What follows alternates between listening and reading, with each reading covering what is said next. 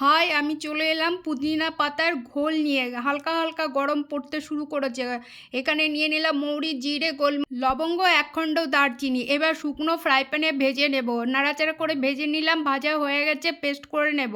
এবার এখানে গোটা মশলা, আদা, লেবু, বিট লবণ, গোলমরিচের গুঁড়ো, শুকনো মশলা, কাজু আর পুদিনা পাতা পেস্ট করে নিলাম। চিনি দিলাম, জল দিলাম, পেস্ট হয়ে গেছে। এবার একটা সাদা কাপড় নিয়ে ছেঁকে নেব। ছেঁকে নিয়ে নিলাম। এই যে এখানে 2 চামচ দই নিয়ে নিলাম। দইটাকে বেশ ভালো করে নিয়ে নিলাম। শুকনো মশলা আর বিট লবণ দিয়ে ফেটে নিলাম। এবার বাটিতে জল দিয়ে একটু ছেঁকে নিলাম। পুরো ছেঁকে নিয়ে পুরো জলটাকে বার করে নিলাম। লেবু রস দিয়ে নিলাম। এবার গ্লাসে দিয়ে নিলাম যে পেস্টটা।